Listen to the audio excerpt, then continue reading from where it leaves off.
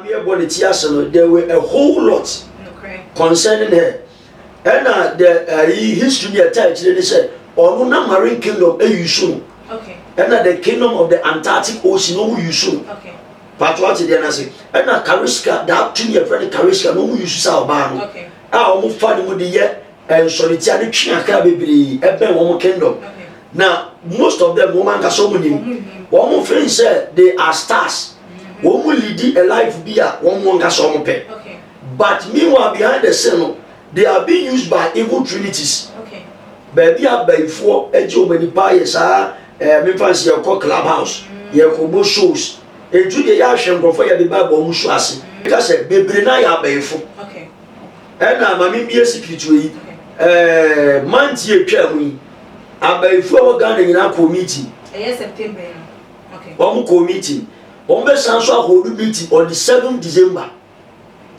They are demanding blood.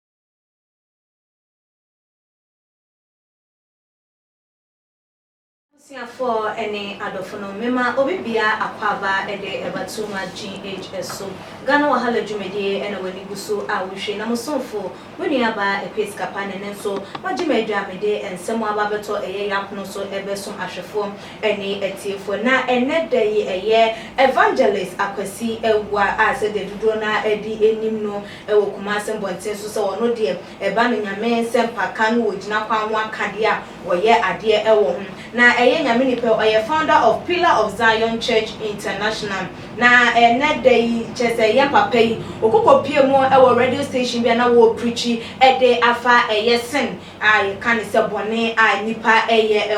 na no na wo kire mu se Ghana fo anase nipa nkasa no yempe no kware pa de yempe ya pono kore e na yafa eye nkontompo e de aye den efra na wono so wo beka eye no kore amanyame ani age na nipa ebu afudie enye obeye nyame de a nyame ani beje se wo betwa nkontompo amanipa eni age na nyame nyankopon mum ebu ebefum na wo preach about yesen no wo de etwemu se enipa no binom e wo ho no mu a bone no wotimi si na adwin pise ade we de meye na ma ye de menya eso abaso bode all because of eye baby wo de ne kra akoma anase nipa wo hye na se a wo som no enti no na eno na chese wo ka eho ensem no wo de eye the late Ebony Rains midin ebebeye emfato ho se encheye anase ache kakra yete ye ene se eye nuaba no emra okoko visit ne mame ewo eye bechem ekwan tempo no so wo ba no na chese obenya ne nkwanhia na ye nuaba na ekwan a no wonam so etwe eye emebun ne titu ene eye emma no ede wo mo kobia ye bi nyankopon hwa na wanhwe na wanyina mfiri ho no montem a wo behwere ade enunti ena wokun no edifu na no na nsem bi beto abonten Ghana fo etirimu aye wo mo kesin ne se nyankopon se oba ma ademboyefo nte ba ne sen ena obebeku eye wo bi all because of say wo twen eye edom ediama eye bonsam na no na ebi no so say nyankopon na kana bible na kire se nyankopon no na ekum wo no ne mankwa enti ebi gina so say de ye papa kan no kore bi wo ebi no so say ye papa de wo mo enjintumu ne enjintumu eye ekira na ebusuafo ensem we de dodo na eka ho mitwa ho me ba me de beba abeso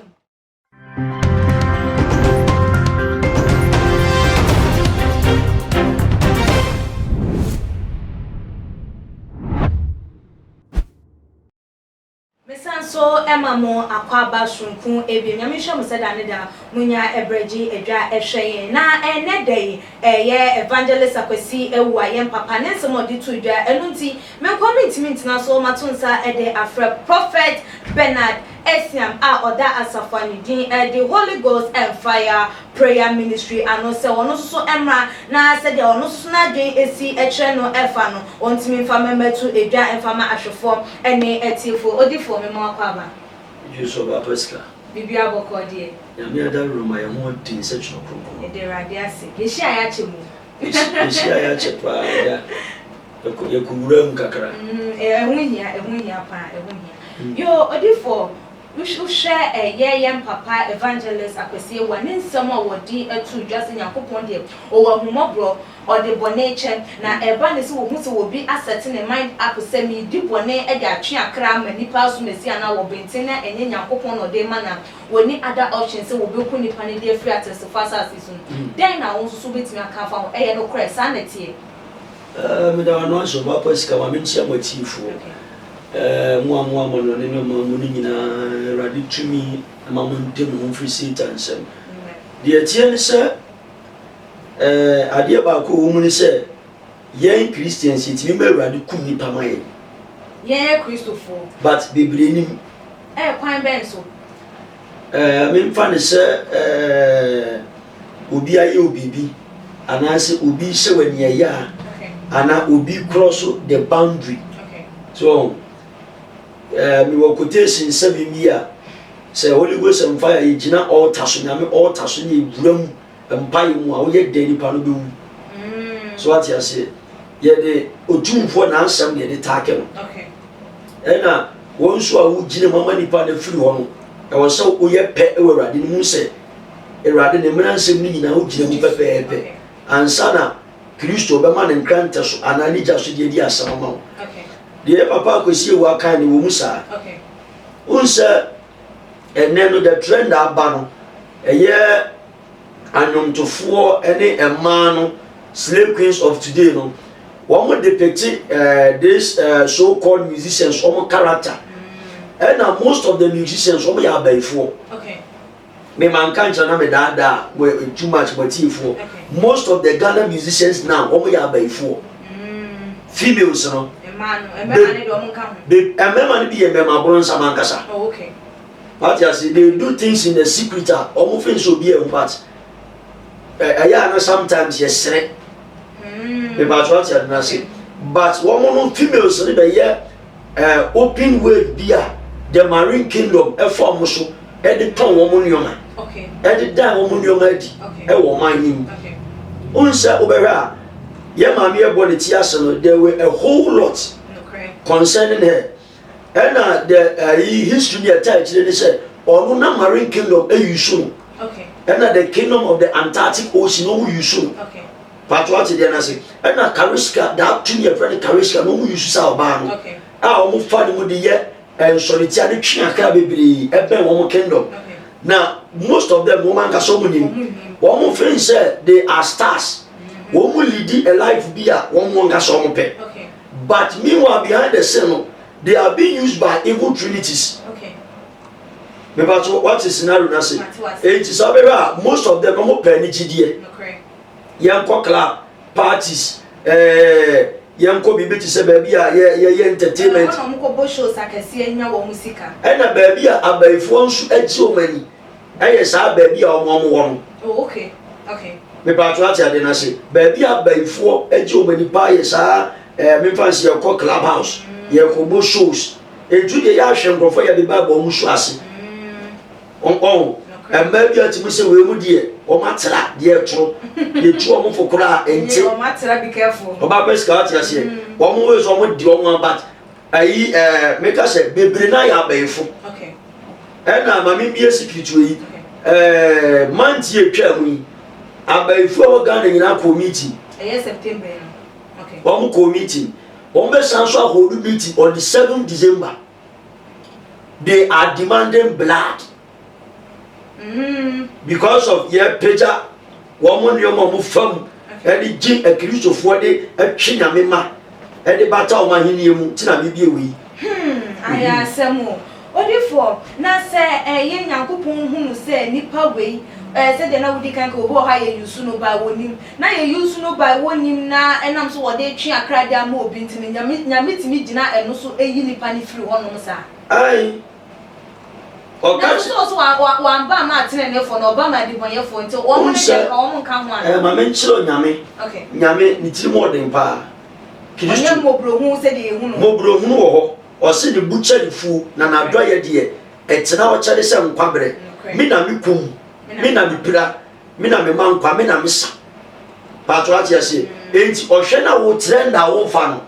Ne ma ebedu echi ama Satan nyam eku omo te sa idea ye nambi keke na me na accident bibiri baba eji banya na nipa wuwo doso nyame ni kwan se otimi di gini mabi esanse o Kristo ni bi kwa tadi ko se kwa ka ne kwa kohwe asem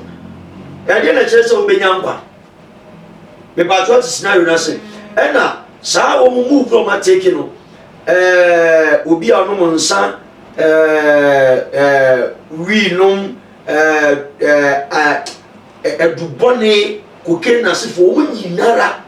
wo ye adwuma under the marine kingdom okay enti se o take you kra ebia ye ba be issue as a person ye ba be ton tade okay enti de ya hwa ababa ne ntade sem na adifo bi nso etane wo nachi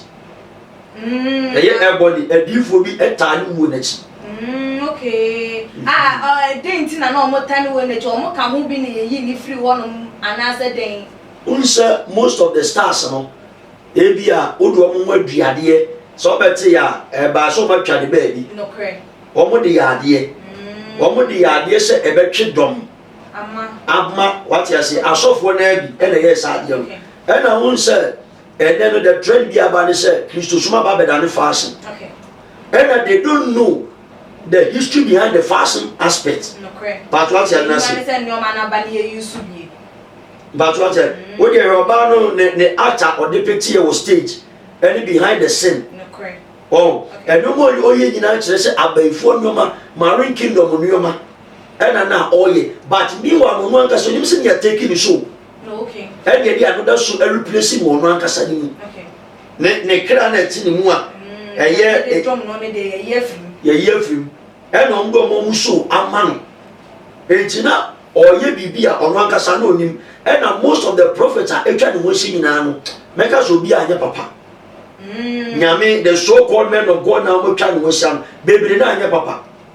And I won't say, thank you, Benjamin Cassatire. Actually, they said, Christo of Antari Sampa. Okay. And Tari said, oh, you're very interested. What appearance, and within you. Okay. Tino Kao, Mark chapter 7, verse 20 to 23, or Kao, or Bekao, the same Matthew. Okay, kasa bebre won tade sem ba dronomy but what you say o se wa sakra e de na se wa sakra e won ni ye won tade hye na be kire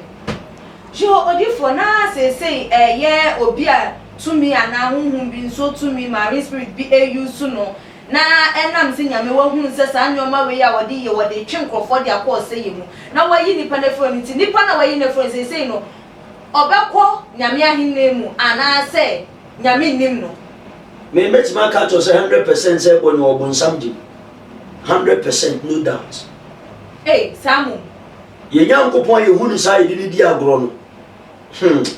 enra se bi anka wuja na anka bi bedrum me bi amana sesa na jo ba waku no enti enka was at least we consider no wo me there be unsa ewum se oni friend chiro ni friend kwa wo nyina kwa de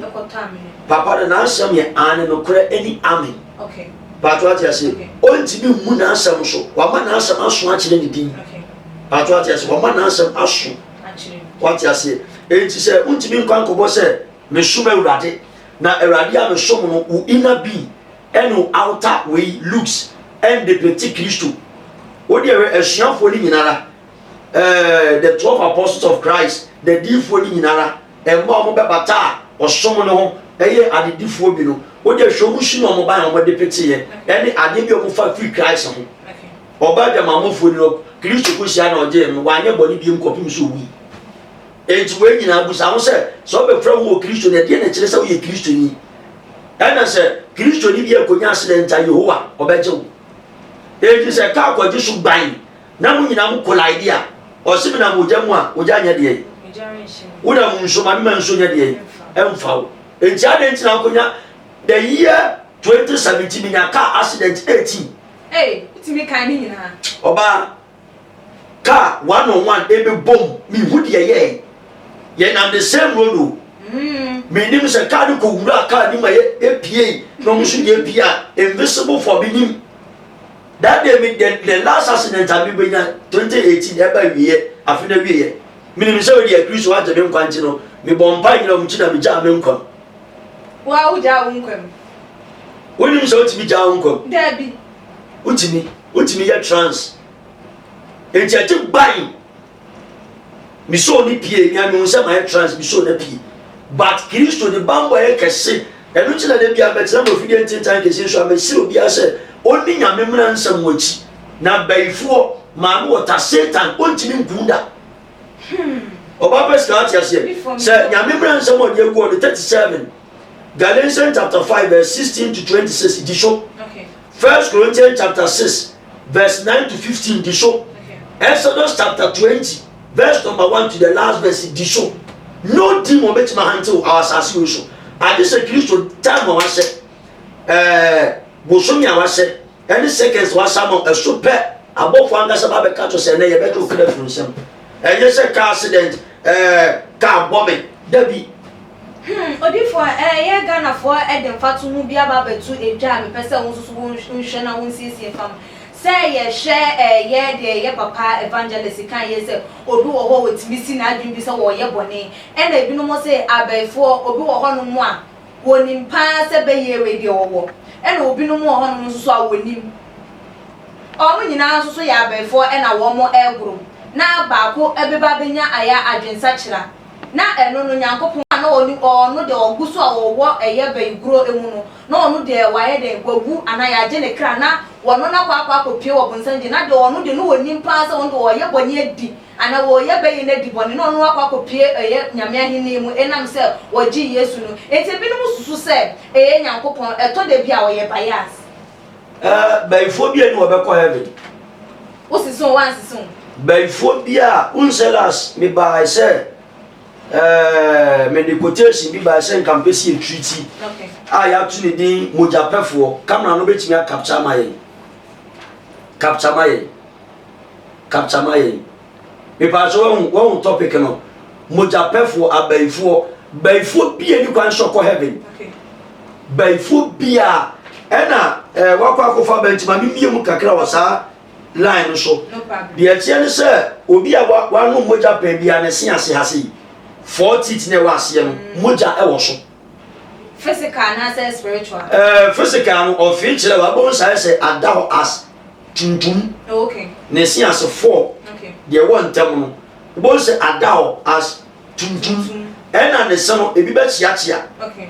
ena ebi be ebe ye stamina as ebi bi strike bibi ebe kebe ena mo tetre maso moja wo so okay baifo bia na boade e da na pampam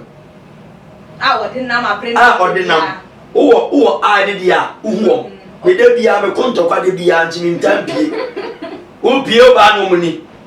o mo tibe kasa chire bi o na be 100 miles o be kasa mama tina mo so kasa chire because o be cross me archangels no many me na mo be tackle o baifo no e jo be tima boa mo ja pram o be kasa be na be kumu police o be wodu ni abranya wona obo no physical so the spiritualities controls the physical okay but what you are saying because of archangels are Jehovah be o mama me nti no wo mo pesa wo ba yie no ba be attack me any ade a me chi Holy Ghost and fire promise ye ba yie okay so bi ba yie tata ana se bosom your rankings a what do okay but what you are saying enti meka se baifo bi enu kwan so be ko heaven ye wo mo quotation no mo history wo and wo ma di ye dosu tina be person ka mo peta me treat be ye ho ankasa be 1 hour be ye to deep ye chire mo no ye mo ye e de gribu nipa wo mo ntade e de be ye ntade kura ba samu nene be de wa hunu se we de be ye de na asha wo ma ye e ma handbag yi musicians ye kasa ba mo ba be yusu enyamba ye afi na e ba afianse be ba e be ni ti 1 month time 2 weeks okay 1 month time 2 weeks ele be unity okay o ma ye belt o ma ye bag o ma ye bangles e ma bi o betutu o monsa odifo unsema wo kan die me ye remo o ba beska me ni bra bre unsa me voice nyina ko no kre edua na do me chem obi o tie eyi so intina se enfo won se wa sacrifice wo bayi no mamu baifo bia nya de nsa kira ba baifo bia nya de nsa kira nse wo mo ba be wu ana ye che wo mo ka won nanu mo nse ne bia nya Bible said the enye adwuma Bible said suffer not a witch to live mo banta for if ana so ba be for ntenase okay kan Deuteronomy o say ema obi amfa ade nkamoja ho ni na enwura ba iguro ba do just say and no say ema ye ntia ba ifo nsem okay ema ye ntia o nsem but who ye difo na without rankings na ubetima biem okay and Holy Ghost and fire say take prayers a ye betima bompire ma obewu enti ye mfire mpai bone esunsun sem ni agro say ye kwa ye come all in all out but what say na sin to obi na sem abe dan nyame wa ha de I tell you and now ye kum obi ma me ma no US odi for ye be chi wa beti say na ye kum obi ma men chiro ya wa ware broni and wa mama stroke ai broni no wa magugu na gufom and broni na omo ne yere no eye o mabusuani no omo be so mo te ma me fi o engineer was say I have to travel all the way from Accra to Takoradi na bokum obi ma free wo say ya ye aside ya sama nipa no okay e wo nyame altar so engineer ma me be say me kore say e wo mu a on say abrochifo na chinijie ti me fantasy free Accra o to Takoradi na on the way accident o ma sese accident ube hu difu gina ho na cross body kom atanye spiritually na moja somo manu moja anya sam tutu o je dru kom a me ko check ade nyina ne dem edem ye bedu Accra edida so odi for ye de nkomo twetwe no eba eye na wi na me pese mi hu se obi wu na nyame nipa ekoko gina honom se wo ye wufu sum de amanipa no na wo mo kan nyame fa wo kransi ye sa ensem aya na ye ka ebra nipa no ekono enu timi ma nyame adwen sesa se nipa no so wo kọ ye bonsam de ma na se wo nim nipa na wa yi ni totwe na otimi sa nya ehumobro ma se nipa no gina na me pa cha nya adwuma ye nuanu pepe fori bi elso yesa enye adwuma de dia nipa ni be wuru ye wo bofo bi oba be fa nipa ni kra okay ati ase o be transmit na kwa kusi asase kese bi so ansa na owu bofo no trinity ba be fa ni na ko enti Bible say do bia bra bo bia ni ye ba ko fo jam sa wo de ye ntata be se ye gold a e be come on successfully enti abra bo free day one o boy na be kan se bubu anu anu ya lucky ade no papa o boni di onima sama do arekro enti mira o ka gun se bubu ni e bom pai ya bi hu de mi asofo ni bi kire suban ya o boy no mi e bi atome pe me kan ko papa na eyi ase okay bro tia so ya de boni de abushia mo anka afian se me kan se papa mfa no ho enya adwuma okay ana ye asofo ni bi de nyame di agoro okay ya fi se nyame ye toddler o ya kola bi ya di ni ho few ye betima je playgrounds bi edi amano dabi o ye principal god no kure ani amen so ati ase enti ni pa na bra bo wasa e di ne betima ka 100% oba no ko bonsam dem straight odi for final was a futuma embebu na wo mo e show no wo mutie o de be ma mo ne se mo ma mo ntade se enso nyame ani o se aketesia e ma komu na ho emu wo nufum ema usirem Jeremiah enwuma ema oba bi muo Timothy nwuma so kai oba satade ese o satade agina hwehwem na we satade amedi pie obi nya ho asem nka na nkoye sintiri atomfa ma obi mesrew emira ewo mu yamre boni otamfo na sori anu moja tse pie ota o pe mu yenum emoja nanum unsa hwa ka bomu a untimi nyankwa dan wachi ko fatati atempon kwan no so na benya ho mi amankra o ma bi be bo bra we bi ensiri yie o na na bi boy na onanti nyame akwa so kata no si odi 90 years ti mesrew Holy Ghost and fire prayer ministry ade aye ni mesrew o ade bi a eden amane bi a eden na wakoa ntimi nko be ye na tata o mu ko tesi ne di kum wo no we ko tesi we ya de tso mo te sa ade nyame asem we ya de clear mo ntam o de so bi tata wa frɛ me men kasa bebre odifo bi a okuta power and authority official bi a on kasa bebre fra me keke niam fa ade nto ade nyina nyame altar so niam fra akode ne hwa ade ti misrawo sunyame nso yie anya so ba be fra me nya ba be tusa na oti ba bi anya mfata manu ato yo prophet nyame enshow abusia for say the prophet kan say bibia nya bet my friend na wo be friend na ne number e na etwa e wo screen no eso no hwe ni din na bo ho ne number so e na e kan won na say ne de e ha obi ade tutu bia no watimi ne no atwetwe eye enkomo twetwe ya ha e ne di esi wo adwinche bi nso wo bibia person won fa enka won se musa bia fa bra e tuma gh comment section e bia mo like videos na share e wo all the social media platform me din e de ekwesi kapa me ne prophet Bernard Esiamoda a Holy Ghost and Fire Prayer Ministry and then they to train and come. That's ne ye be sane shia makram.